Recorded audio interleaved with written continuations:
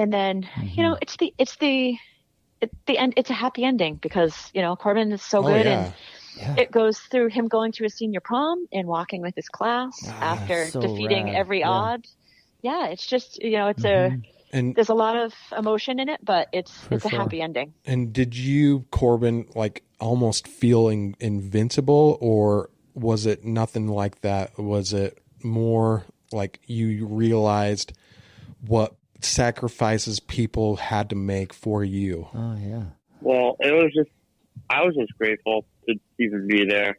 Mm-hmm. I mean, it was almost moving too fast, but like I had to try to take it slow and appreciate everything, appreciate my mom, appreciate the doctors, and appreciate my family, everyone fighting for me, all of that.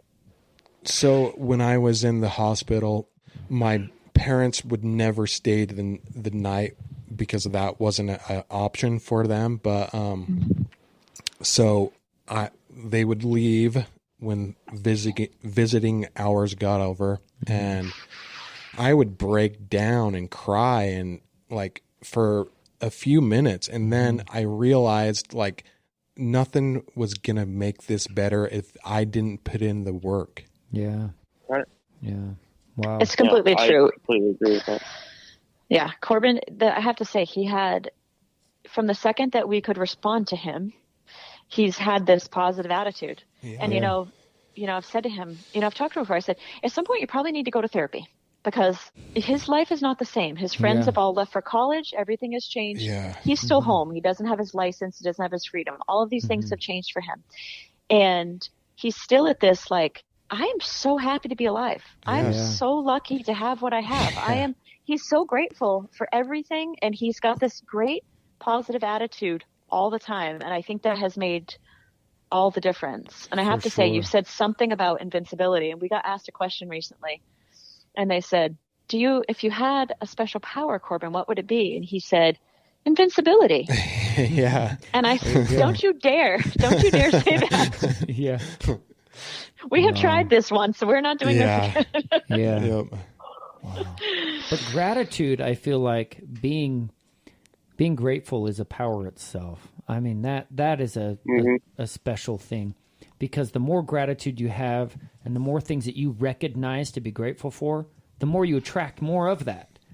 And it's so true. And I mean, people that, not that someone has to go through what you went through in order to recognize gratitude, but this is like one of those stories where all of us hearing this, we can look back and say, hey, what am I grateful for? Yeah. I'm alive. And that, oh, sorry, Corbin. Go ahead, man. Yeah, you can go. So, you said, Sadie, that you can't go a day without smiling or finding ways to be happy. And I like that. I 100% agree with that, like, mindset. You have to find joy in the little things, especially when you've experienced someone going through like a brain injury in Corbin's situation. But it's can you kind of tell us a little bit about how you find joy in the small things? Absolutely. I think that, so I grew up, my mom, it was like, it could always be worse. That's kind of a philosophy that I was taught as a kid. It could always be worse. You might think it's your bad day. Somebody else has had it worse. It's, your son's alive. Somebody lost theirs. It can always, little things. You think, whatever, you lost your job or little things happen. Yeah. It could always be worse. And so that kind of is what I grew up with. But I remember being one of my posts when I was writing The Caring Bridge when Corbin was in the hospital. And I thought to myself, it was summertime. And the kids are home in the summer, all the kids are home, and, we have a garden, and everybody comes to our house for barbecues and things like that. And all I thought was, we're sitting in the hospital, all I thought was, those times that I just thought were boring. You know what I mean? Like, everybody's around.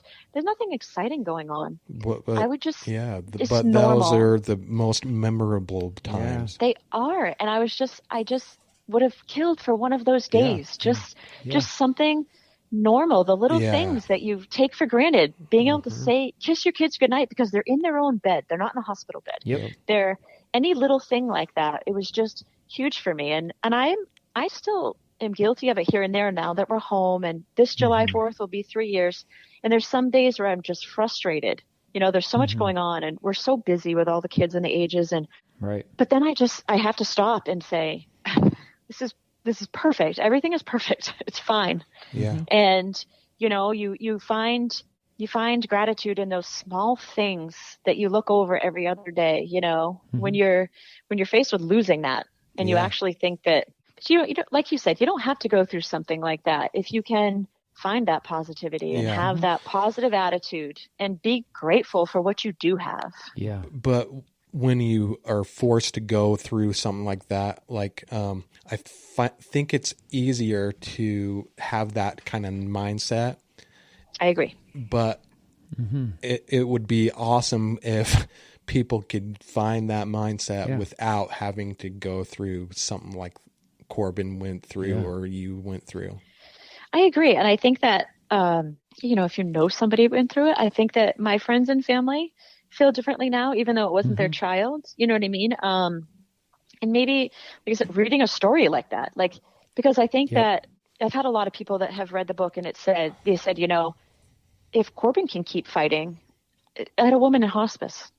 If Corbin can keep fighting, then I can keep fighting. Yeah. You know, right. if he has that positive attitude, I can have that positive attitude. Yep. You don't, you know, I think that it can help in so many different ways. You don't necessarily have to go through it, hopefully, you know, to be able to find that kind of attitude. Yeah. And that's a super positive thing that lady told you. How blessed did you feel that you wrote this book and it affected people like that? It's definitely amazing, because my thought when I first wrote it was like, you know, moms, if I could find a book like this when I was going through it, then that would have been perfect. And hopefully that's what I can do for another mom somewhere. But when you find out that it's reaching further than that, and that it's helping way more people than just moms, you know, it's helping anybody in any circumstance that's fighting with anything, going through anything hard, you know, it's just, it is a huge message about positivity and the difference that it can make. Yeah. Well, that's one reason why we have this podcast. Yeah. It's to give people the opportunity to share their stories. Yeah. And then invite other people to listen so that they have a sense of hope, a sense of, you know, everything that you guys are talking about right here. Like, this is why we have it. Yeah. The podcast is called Iron Will for a reason. Like, you have to have that iron will, that never quit attitude, that no days off attitude to get through these situations. Well, and today we're blessed to hear from two people that have that. Yeah. The mom and the son, you know. That's awesome. You guys are definitely iron will contenders. Yeah. You know? Oh, thank you. We appreciate it. Yeah. Thank you. We appreciate it. So we always ask people this one. I'll let Shane ask it, because this is a one that we always ask everybody. Maybe I will. I'll ask. Okay. But we always ask. He's like, what are you talking about, dude? No, I was looking at him. He's like, what the?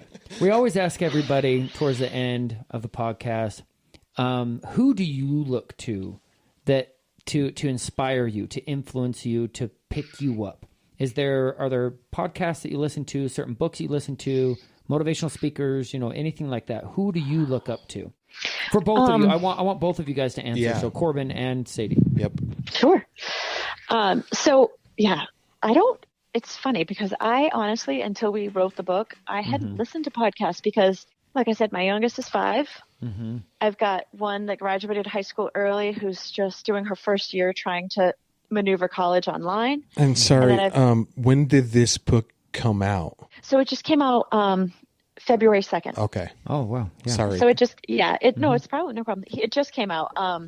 But so I have been in mom life mode for so long between the age spans. And now, like I said, I've got one trying to maneuver college, living at home, and Corbin and being his guardian, and a 5-year-old that's just starting preschool and things like that. So I haven't had a whole lot of time to do that stuff. As far as podcasts and TV shows and things like that, I think mine goes back to like roots, and it would have to be my mother.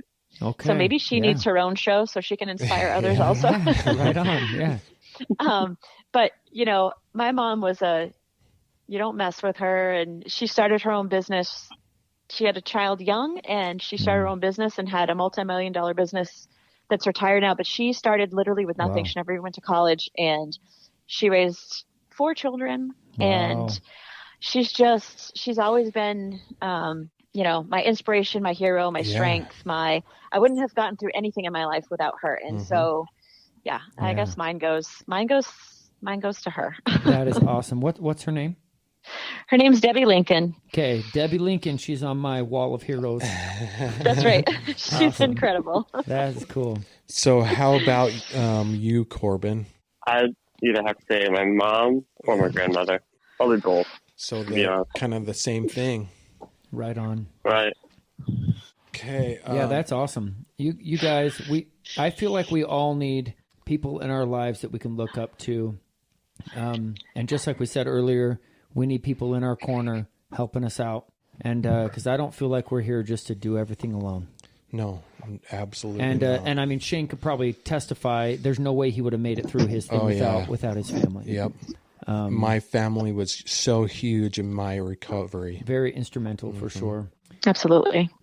So are there any other words you'd like to share with us and our listeners? I mean, I think that, like I said, we just hope that, we're doing this. We'd like to say thank you, first of all, for having us on. Oh, yeah. It was our pleasure. Yes. Yeah. And helping us, kind of spread this message. And I guess ours is, we just hope that, our story helps somebody else. Yeah. That it can give somebody else strength and inspiration and to keep fighting. And I just want to ask you, so we can get this on record. So we like to do recaps on people's stories and stuff like that. So would you be interested in coming on the Iron Will podcast sometime in the future to share what you've learned? Yeah, progress. Yeah. We'd like to hear about how people are doing and all that kind of stuff. Yeah, absolutely. We'd love to. Cool. It's great. Yeah, absolutely. We'd love to follow up. Yeah. Awesome. Corbin, any last words, man? I go by one thing. It's a marathon, not a sprint. Yeah. Yeah. Absolutely. Yeah. So you got to be there for the long run. You do. Yeah. You really do. Life is definitely a marathon, not a sprint, even though I love sprinting. Yes. But here's the thing. It's all about being steady and consistent, right? Right. So if I sprint, walk, sprint, walk, sprint, walk, sprint, walk, it still works because I'm still in the game. Yeah. Okay, good. Right. I'm okay then. Sprint walk. I'll sprint walk till the end. Yeah.